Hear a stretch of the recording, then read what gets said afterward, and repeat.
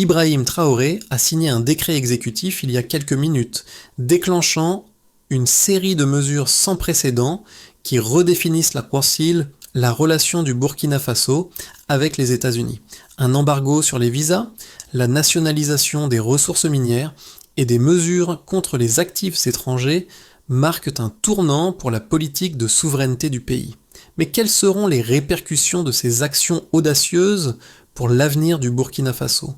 Le défi réside dans l'équilibre entre indépendance nationale et la nécessité de rester connecté au monde globalisé. Ibrahim Traoré peut-il mener le pays vers une nouvelle ère de souveraineté ou l'isolement est-il inévitable ? Ibrahim Traoré, en signant le décret exécutif, n'a pas seulement lancé une série de décisions radicales, il a également posé les bases d'une transformation historique pour le Burkina Faso. L'objectif est clair, restaurer la souveraineté nationale du pays en renversant des décennies d'exploitation économique et d'ingérence étrangère. Par la nationalisation des ressources minières, Traoré veut garantir que le pays puisse enfin profiter des richesses de son sol, sans être soumis aux multinationales occidentales. Toutefois, ce virage audacieux comporte des risques majeurs. Si la nationalisation peut renforcer l'économie nationale à long terme, elle risque aussi d'entraîner des répercussions immédiates, notamment une perte d'investissements étrangers et une possible intensification des sanctions internationales. La fermeture des frontières et l'embargo sur les visas risquent de couper le Burkina Faso de ses partenaires traditionnels. Mais ce n'est pas seulement une question économique, c'est aussi un acte symbolique, une lutte pour l'indépendance face à des décennies de néocolonialisme. Ibrahim Traoré se trouve à un carrefour crucial pour le pays et l'ensemble du continent africain. Ibrahim Traoré, en prenant la décision historique de nationaliser les ressources minières et de fermer les frontières du Burkina Faso, a non seulement défié les puissances occidentales, mais a également entamé un changement radical dans la politique de souveraineté du pays. Cette action, qui pourrait sembler un simple geste économique, est en réalité une manifestation d'une vision géopolitique ambitieuse, cherchant à réécrire les règles de la coopération internationale. Avant cette décision, le Burkina Faso vivait sous l'emprise des multinationales qui exploitaient ses richesses naturelles, versant des sommes dérisoires en impôts, tandis que les bénéfices étaient emportés à l'étranger. Le pays, une des nations les plus pauvres d'Afrique, voyait une grande partie de ses ressources être exploitées par des entreprises étrangères, réduisant les bénéfices qui auraient dû revenir au peuple burkinabé. L'objectif de Traoré est de renverser ce modèle, de récupérer les profits des mines d'or et de réinvestir dans l'économie locale. Cependant, la nationalisation des mines n'a pas été sans conséquences. Les entreprises minières étrangères, auparavant responsables de l'extraction de plus de 20 tonnes d'or par an, ont dû quitter le pays, laissant derrière elles un vide économique et une incertitude pour des milliers de travailleurs locaux. L'urgence pour Traoré est de transformer cette perte apparente en une opportunité pour le développement économique national. En plus de la nationalisation, le décret exécutif a inclus des mesures de soutien pour la formation des travailleurs locaux, une tentative de pallier la fermeture des entreprises étrangères tout en préparant l'avenir. Mais ces mesures se heurtent aux critiques. Certains experts estiment que cette fermeture des portes au monde extérieur pourrait isoler davantage le Burkina Faso et nuire à ses relations internationales. Cependant, pour Traoré, c'est un prix qu'il est prêt à payer pour préserver la souveraineté de son pays. Le défi réside désormais dans la manière dont il réussira à naviguer dans ces eaux troubles tout en préservant le soutien populaire. Ibrahim Traoré, qui a pris le pouvoir en 2022, s'est rapidement affirmé comme un leader déterminé à restaurer la souveraineté du Burkina Faso. Depuis son arrivée, il a mis en œuvre des réformes visant à réduire l'influence des anciennes puissances coloniales, principalement la France et les États-Unis. L'une des premières actions marquantes a été l'expulsion des forces militaires françaises, un geste symbolique fort qui a renforcé sa popularité auprès de nombreux Burkinabés fatigués par des décennies d'ingérence étrangère. Mais Traoré ne s'est pas limité à des actes symboliques. Il a intensifié la politique de nationalisation des ressources naturelles, s'attaquant directement aux intérêts économiques des puissances occidentales. La décision de nationaliser les mines, en particulier les concessions détenues par des géants comme Horizon Gold et Mining a mis fin à une situation où le pays ne récoltait qu'une fraction des bénéfices générés par ses ressources. En prenant ce contrôle, Traoré souhaite non seulement augmenter les revenus du pays, mais aussi offrir des perspectives d'emploi à la population locale qui souffre du chômage élevé. Toutefois, les répercussions immédiates de cette politique sont difficiles, en fatiche à ignorer. La fermeture des mines étrangères a entraîné des pertes d'emplois massives, notamment dans les secteurs liés à l'exploitation minière. Des milliers de travailleurs, souvent formés par les multinationales, se sont retrouvés sans emploi. Pour pallier cette situation, Traoré a mis en place des programmes de reconversion professionnelle, investissant dans la formation pour que les Burkinabés puissent occuper ces postes vacants. Ces mesures sont vues comme un gage d'autonomie, mais l'efficacité de cette transition reste encore à prouver. Le soutien populaire reste néanmoins fort, car beaucoup considèrent ces réformes comme un acte de résistance contre l'exploitation néocoloniale. Le 5 janvier 2026, Ibrahim Traoré a signé un décret exécutif historique qui allait redéfinir les relations du Burkina Faso avec les puissances occidentales. Ce décret, qui a immédiatement entraîné la fermeture des frontières aux citoyens américains et un embargo total sur les visas, a marqué le début d'un processus de rupture avec des décennies de coopération avec les États-Unis et l'Union européenne. Cette décision a été rapidement suivie par la nationalisation des ressources minières, mettant fin à des contrats jugés inéquitables avec des multinationales. Les géants miniers, tels qu'Endeavour Mining et Horizon Gold, ont été contraints de quitter le pays, laissant derrière eux un vide économique. Avant cette décision, ces entreprises extrayaient plus de 20 tonnes d'or par an du Burkina Faso, avec des revenus estimés à plus de 1,2 milliard de dollars par an. Cependant, ces sociétés ne versaient qu'une fraction de leurs bénéfices au gouvernement burkinabé, souvent en dessous des attentes, et exploitaient les ressources du pays sans réelle réciprocité. Traoré, avec son décret, visait à récupérer une part plus équitable de cette richesse naturelle. En parallèle, le gouvernement burkinabé a mis en place un programme de reconversion pour les travailleurs locaux afin de pallier la fermeture des entreprises étrangères et offrir des alternatives d'emploi. La nationalisation des mines s'accompagnait également de la création d'infrastructures de traitement des ressources à l'intérieur du pays afin d'éviter l'exportation brute des matières premières. Cette décision a été largement soutenue au niveau national, en particulier parmi les populations rurales et les jeunes, qui considèrent ces réformes comme une opportunité de développement local. Cependant, les répercussions internationales n'ont pas tardé à se manifester. Les États-Unis ont immédiatement condamné ces actions, menaçant de suspendre toute aide économique et de durcir les sanctions économiques contre le Burkina Faso. L'Union européenne a emboîté le pas, exprimant son inquiétude face à l'évolution de la situation. En dépit de ces menaces, Traoré n'a pas fléchi. Son gouvernement a engagé des discussions avec des pays comme la Russie et la Chine qui ont exprimé leur soutien aux réformes de Traoré.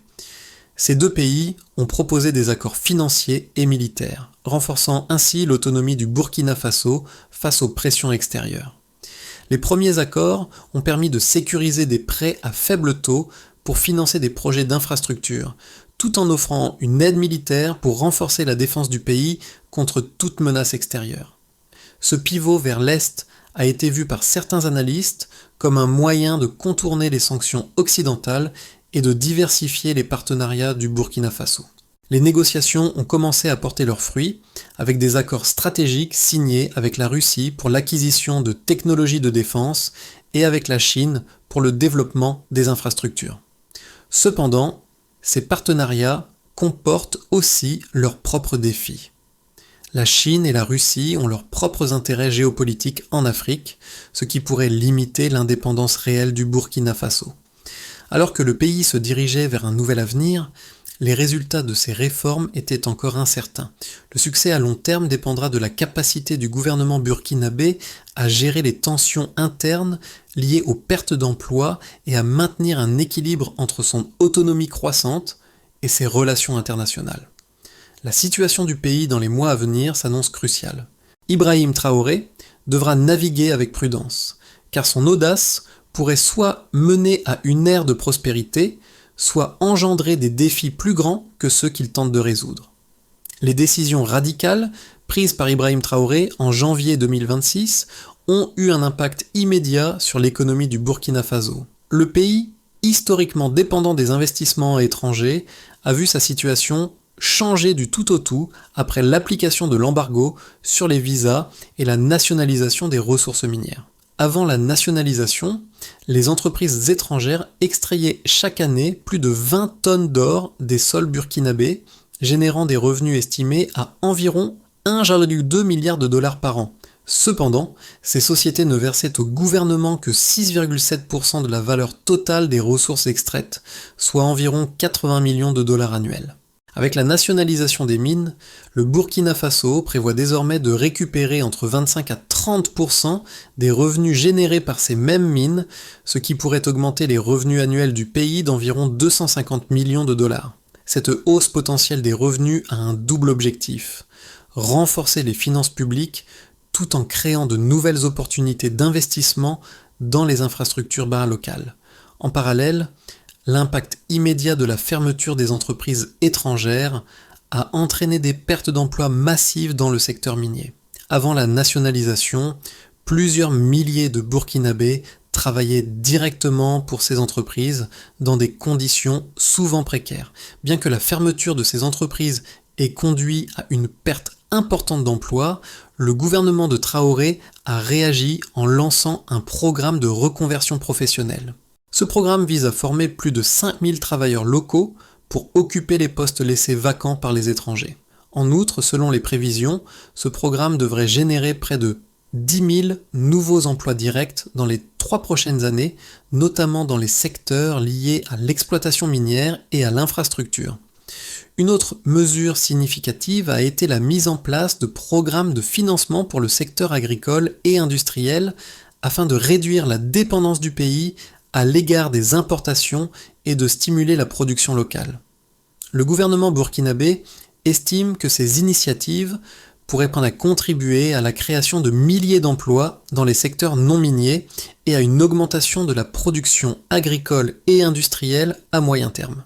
Cela devrait également permettre au pays de mieux résister aux fluctuations économiques mondiales et aux pressions extérieures. Cependant, malgré ces mesures, l'impact des sanctions internationales reste une inconnue.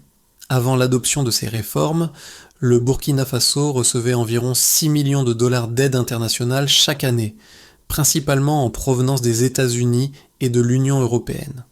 Suite à la mise en œuvre de l'embargo sur les visas et de la nationalisation des ressources, une partie de cette aide a été suspendue, ce qui a immédiatement affecté plusieurs programmes sociaux essentiels, tels que ceux dans les domaines de la santé, de l'éducation et de l'infrastructure.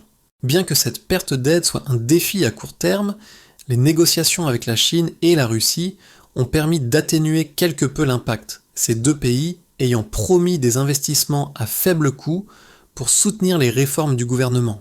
À long terme, les chiffres montrent que, bien que le Burkina Faso fasse face à des défis immédiats, les réformes de Traoré pourraient potentiellement renforcer la souveraineté économique du pays et améliorer sa position sur le marché mondial. Les réformes audacieuses menées par Ibrahim Traoré ont divisé l'opinion et il est important de considérer les deux points de vue opposés pour mieux comprendre l'impact de ces décisions. D'un côté, les partisans de Traoré soutiennent que la nationalisation des ressources minières et la fermeture des frontières sont des actions nécessaires pour préserver la souveraineté nationale et redresser l'économie du Burkina Faso. Ils soulignent que l'exploitation des ressources naturelles par des multinationales occidentales a été historiquement injuste, avec des bénéfices massifs pour les entreprises étrangères, tout en laissant le pays dans la pauvreté. En nationalisant les mines, Traoré vise à récupérer une part plus équitable des profits, ce qui pourrait renforcer les finances publiques, créer de nouveaux emplois et permettre au pays de se développer de manière plus autonome. De plus, ces réformes symbolisent une résistance contre le néocolonialisme et une volonté de montrer à l'Afrique et au monde que les nations africaines peuvent se libérer de l'exploitation des puissances étrangères. D'un autre côté, les critiques de Traoré estiment que ces réformes pourraient avoir des conséquences négatives sur l'économie à court terme.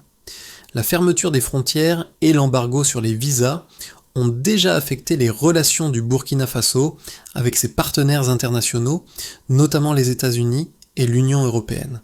Ces sanctions économiques, couplées à la perte de l'aide internationale, pourraient aggraver la situation économique du pays, en particulier dans les secteurs essentiels tels que la santé et l'éducation. La nationalisation des mines, bien qu'elle puisse être bénéfique à long terme, entraîne également des risques liés à la gestion des ressources par l'État qui pourraient manquer d'expérience dans ce domaine. Les entreprises étrangères ont les moyens d'investir des milliards de dollars dans l'infrastructure nécessaire pour l'exploitation minière, tandis que le gouvernement burkinabé pourrait ne pas avoir les ressources nécessaires pour gérer efficacement ce secteur. De plus, la perte d'emplois massifs dans les mines a déjà créé des tensions sociales, et la reconversion professionnelle des travailleurs locaux ne garantit pas que ceux-ci trouveront des emplois équivalents. Le manque d'expertise technique et la transition économique pourraient entraîner une période de stagnation. Le véritable défi pour Traoré réside donc dans sa capacité à gérer l'équilibre entre indépendance nationale et coopération internationale. Bien que ces réformes aient un potentiel de transformation, elles comportent des risques significatifs qui ne peuvent être ignorés. Traoré devra naviguer avec prudence pour éviter un isolement excessif du pays tout en poursuivant ses objectifs de souveraineté. Le Burkina Faso se trouve à un tournant décisif. Ibrahim Traoré, avec sa politique de souveraineté radicale, a choqué le monde, mais a aussi suscité une réflexion plus profonde sur l'indépendance économique du pays. Alors que la nationalisation des mines et la fermeture des frontières peuvent te sembler des choix extrêmes, elles révèlent un aspect fondamental de la vision de Traoré, redonner aux Burkinabés le contrôle de leurs ressources et de leur avenir. Ces décisions marquent la fin d'une époque où le pays était sous la tutelle des puissances coloniales et néocoloniales. Toutefois, ce virage a ses risques. La question clé n'est pas seulement de savoir si ces réformes réussiront, mais à quel prix. Le pays pourrait-il supporter les tensions économiques et diplomatiques qui en découlent? Le soutien populaire reste fort pour l'instant, mais l'avenir dépendra de la capacité de Traoré à surmonter les défis à court terme, tout en assurant une transition réussie vers un avenir plus autonome. Le Burkina Faso pourrait bien devenir un modèle pour l'Afrique, mais la route sera semée d'embûches. Les mesures radicales prises par Ibrahim Traoré en janvier 2026 ont eu des conséquences immédiates et profondes pour le Burkina Faso. L'une des premières des répercussions a été la chute de l'investissement étranger. Avant la nationalisation des mines et la fermeture des frontières, des entreprises multinationales comme Endeavour Mining et Horizon Gold exploraient chaque année plus de 20 tonnes d'or, générant des milliards de dollars de bénéfices. Cependant, ces sociétés ne versaient que des sommes dérisoires au gouvernement burkinabé. La nationalisation des mines a permis au pays de récupérer une plus grande part des bénéfices, estimés à 250 millions de dollars supplémentaires par an. Cette augmentation des revenus a ouvert la voie à de nouveaux investissements dans les infrastructures locales, en particulier dans le secteur minier, pour augmenter la capacité de traitement des ressources à l'intérieur du pays. Cependant, cette victoire économique à long terme a été suivie d'une crise à court terme. La fermeture des entreprises étrangères a entraîné des pertes massives d'emplois. Des milliers de Burkinabés employés par ces entreprises se sont retrouvés sans travail.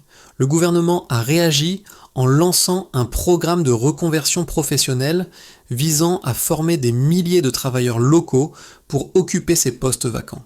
Bien que ces initiatives aient été bien accueillies, la transition reste difficile et le chômage reste un problème important. Le deuxième grand défi a été l'isolement diplomatique croissant. L'embargo sur les visas et la nationalisation des mines ont provoqué une réaction immédiate des États-Unis et de l'Union européenne, qui ont suspendu une partie de l'aide internationale. Avant les réformes de Traoré, le Burkina Faso recevait environ 6 millions de dollars d'aide chaque année. Cette perte de financement a particulièrement affecté les secteurs sociaux comme la santé et l'éducation. Cependant, la Chine et la Russie ont rapidement renforcé leur soutien, proposant des prêts à faible taux d'intérêt et des partenariats pour des projets d'infrastructure.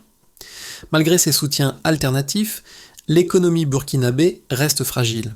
Les effets de l'isolement économique sont visibles dans certaines régions où la dépendance à l'aide internationale était élevée. Les petites entreprises, qui avaient des liens avec des partenaires européens et américains, souffrent également de la baisse des investissements. Cependant, le peuple burkinabé semble soutenir les réformes, particulièrement dans les zones rurales, où l'exploitation des ressources naturelles par les multinationales avait souvent conduit à des abus économiques. Le gouvernement de Traoré bénéficie d'une forte popularité parmi les jeunes et les communautés rurales, qui perçoivent ces réformes comme un moyen d'obtenir une plus grande justice économique. Les mois à venir seront décisifs pour le Burkina Faso. Les répercussions de la nationalisation des mines et de la fermeture des frontières ne seront pleinement visibles que lorsque les nouvelles politiques économiques auront été mises en œuvre. Le pays pourrait-il surmonter les défis immédiats pour atteindre une stabilité à long terme ?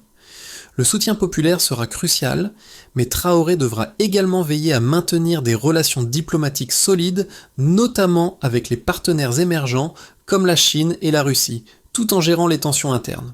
Les décisions prises par Ibrahim Traoré en janvier 2026 ont lancé le Burkina Faso dans une période d'incertitude, mais elles offrent également 3 scénarios possibles pour l'avenir du pays au cours des 6 à 12 prochains mois. Chaque scénario présente des défis et des opportunités en fonction de la manière dont le gouvernement gérera les répercussions économiques, sociales et diplomatiques de ces réformes. On peut d'abord envisager un scénario de base, celui d'une stabilisation économique et d'un renforcement de la souveraineté. Dans ce scénario, le Burkina Faso parvient à stabiliser son économie malgré les sanctions internationales. La nationalisation des mines commence à porter ses fruits avec des revenus accrus grâce à la part plus équitable des bénéfices des ressources naturelles. Le programme de reconversion des travailleurs se déroule comme prévu, avec près de 10 000 nouveaux emplois créés dans les secteurs miniers et connexes. L'infrastructure du pays se développe également grâce aux prêts à faible taux d'intérêt accordés par la Chine et la Russie. Ces pays, bien que motivés par leurs propres intérêts géopolitiques, deviennent des partenaires clés pour le Burkina Faso. À moyen terme, le pays parvient à réduire sa dépendance à l'aide internationale et à renforcer ses capacités économiques, tout en consolidant son positionnement politique sur la scène mondiale. On peut aussi imaginer un scénario plus optimiste, fait d'expansion régionale et de nouveaux partenariats. Le Burkina Faso pourrait également connaître une dynamique positive dans les mois à venir. En collaborant étroitement avec des pays voisins, comme le Mali et le Niger, une zone économique commune pourrait être créée, permettant de contourner les sanctions occidentales. Traoré réussirait à établir des partenariats stratégiques avec des puissances émergentes comme la Chine et la Russie, tout en renforçant la coopération intra-africaine. Cette approche pourrait réduire l'isolement diplomatique du pays et permettre de développer des infrastructures cruciales pour la croissance à long terme. Le Burkina Faso pourrait devenir un modèle de résistance économique face aux pressions extérieures et inspirer d'autres nations africaines à suivre cet exemple de souveraineté retrouvée. Et puis, il faut regarder en face un scénario pessimiste, celui d'un isolement économique et social. Le pire scénario, cependant, reste celui d'un isolement économique et diplomatique croissant. Les sanctions économiques imposées par les États-Unis et l'Union européenne se durcissent, menaçant de paralyser l'économie du pays. La perte d'investissements étrangers, couplée à une forte dépendance à l'aide internationale, mettrait en péril les programmes sociaux essentiels. Le chômage resterait élevé et les tensions sociales pourraient augmenter, en particulier dans les zones urbaines où les effets immédiats de la fermeture des entreprises étrangères sont les plus visibles. Les critiques internes contre le gouvernement pourraient s'intensifier, alimentées par la frustration liée à l'incertitude économique. Dans ce scénario, Traoré aurait du mal à maintenir son autorité politique et son pouvoir pourrait être remis en question à mesure que la situation se détériore. Chaque scénario dépendra de la capacité de Traoré à naviguer habilement dans un contexte international de plus en plus complexe, tout en renforçant les capacités internes du Burkina Faso pour soutenir ses réformes à long terme. Les actions d'Ibrahim Traoré ont des répercussions non seulement pour le Burkina Faso, mais également pour l'ensemble du continent africain. Si le pays réussit à naviguer à travers les défis imposés par ces réformes radicales, il pourrait devenir un modèle de souveraineté économique et de résistance aux pressions extérieures. Cette vision de l'indépendance économique, loin d'être une utopie, incarne l'espoir d'un avenir où les nations africaines peuvent se libérer de la domination des puissances coloniales et néocoloniales. Mais que signifie cela pour les Burkinabés et plus largement pour les Africains ? Pour les Burkinabés, ces réformes sont perçues comme une chance de prendre leur destin en main. En réinvestissant dans les ressources naturelles du pays, Traoré offre à la population une occasion unique de renforcer l'économie locale, de créer des emplois et de mettre fin à des décennies d'exploitation. Bien que la transition ne soit pas facile, les opportunités à long terme pour les jeunes, notamment à travers la formation professionnelle et les nouveaux emplois dans le secteur minier, pourraient transformer la société burkinabé. Le soutien populaire, notamment dans les zones rurales, est un indicateur fort de l'adhésion des citoyens à cette vision de souveraineté retrouvée. Pour le reste de l'Afrique, l'exemple du Burkina Faso pourrait inspirer d'autres nations à suivre une voie similaire. Le modèle proposé par Traoré ne se limite pas à une politique de nationalisation ou de fermeture des frontières. Il s'agit d'une réflexion plus large sur la manière dont les pays africains peuvent se réapproprier leurs ressources, refuser les politiques économiques imposées par l'Occident et s'engager dans des partenariats plus équilibrés avec des pays comme la Chine et la Russie. Les autres nations africaines observeront de près les résultats des réformes de Traoré et pourraient être tentées de suivre son exemple si les résultats se révèlent positifs. Pour que le Burkina Faso parvienne à surmonter les défis de son isolement diplomatique et économique tout en consolidant ses réformes internes, un plan stratégique en plusieurs étapes devra être mis en œuvre. Ce plan devra viser à renforcer la résilience du pays face aux sanctions internationales, tout en maximisant les bénéfices des ressources naturelles et en renforçant la cohésion sociale à l'intérieur du pays. Et pour l'avenir du Burkina Faso, 3 étapes clés se dégagent. D'abord, il est crucial pour le Burkina Faso de diversifier ses relations économiques au-delà de l'Occident, en approfondissant les partenariats avec la Chine, la Russie et d'autres puissances émergentes. Le pays peut sécuriser des investissements à faible coût dans les secteurs stratégiques tels que l'infrastructure, la technologie et l'énergie. En outre, une coopération régionale renforcée avec d'autres pays du Sahel pourrait permettre la création de blocs économiques solides capables de résister aux pressions extérieures tout en stimulant la croissance régionale.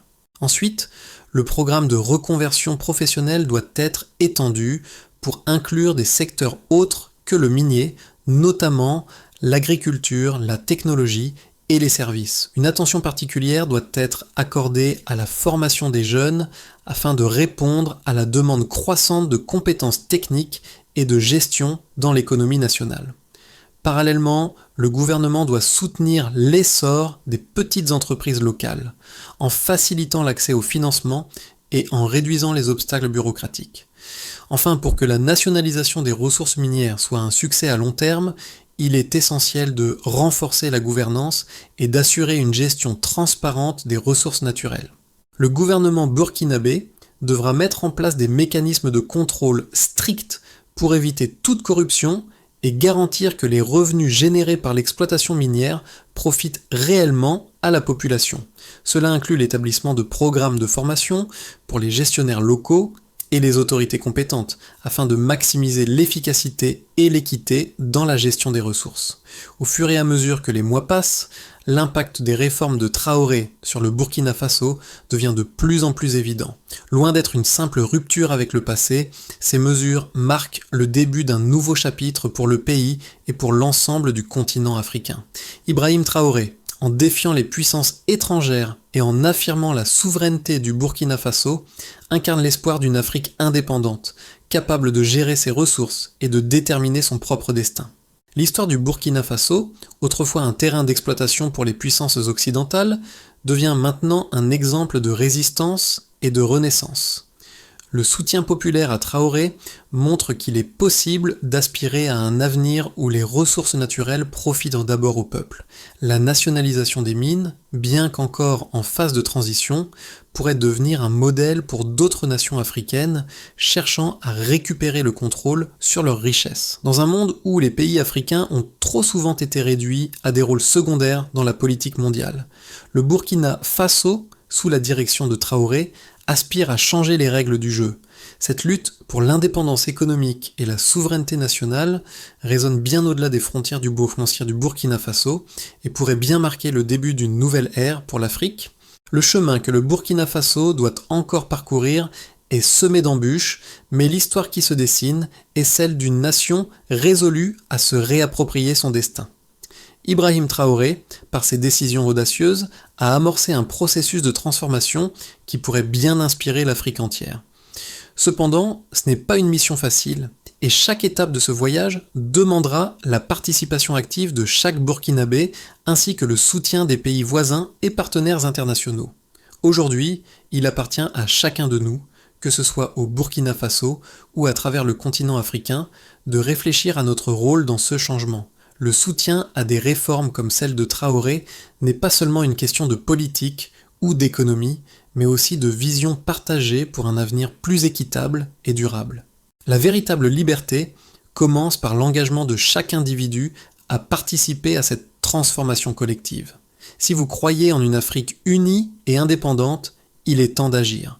Rejoignez le mouvement et soutenez les efforts pour un avenir meilleur. Quel rôle allez-vous jouer dans ce changement historique ?